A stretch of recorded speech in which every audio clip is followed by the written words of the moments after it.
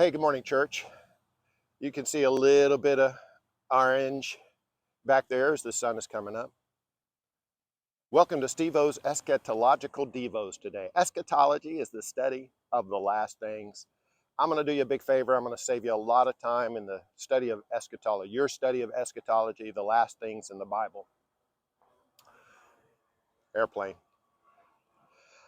Today, in the new one-year Bible reading, New Testament portion, it's Matthew chapter 24, almost the first half of that chapter. And as it opens up, Jesus is in the temple with his disciples, and these temple buildings in Jerusalem were magnificent, and they're admiring the buildings. And Jesus says to his disciples, I want to tell you something. All of this is going to be destroyed. Not one stone will be left upon the other. And then the disciples ask him two questions. They say, well, when will these things be? Question one. And question two, and what will be the sign of your coming in the end of the age?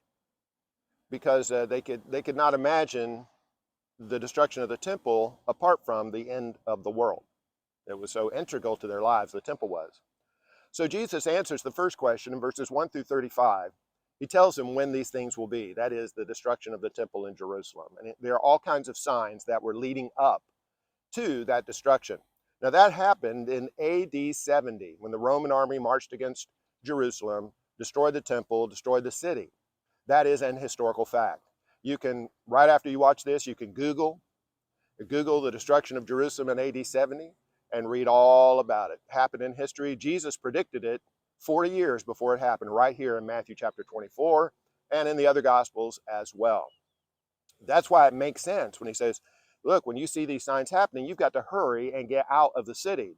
Don't go back to your house. Don't get an extra change of clothes.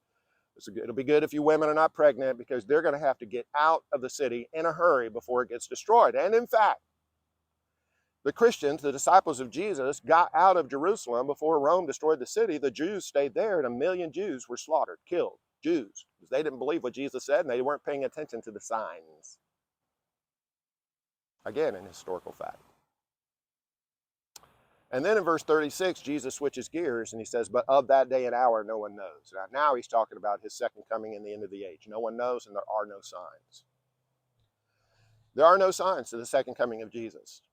Nothing that's happening in the Middle East has anything to do with the second coming. There are no signs of the times. Not Russia, not China, not Israel, not Trump, not Biden, not Putin, not Xi. Nothing. No signs.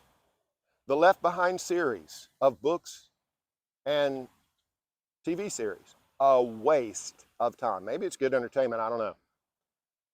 But a total waste of time as far as understanding anything about biblical prophecy.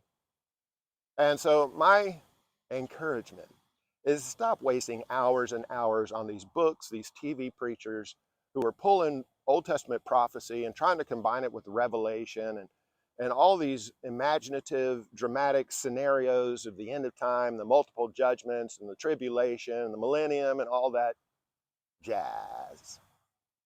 Don't waste your time. Spend your time. Let's spend our time in the Sermon on the Mount. Let's spend our time in the rest of the teachings of Jesus on how to live as a kingdom man and a kingdom woman. Let's spend our time in the epistles of Paul and Peter and Jude and James on how to live the abundant Christian life. The Middle East has no more to do with our day-to-day living than Middle Earth. But the rest of the teachings of the Bible are extremely relevant for how we get through life and do so well. Okay, so now you are eschatologically sophisticated, my sophisticated friends. There you go.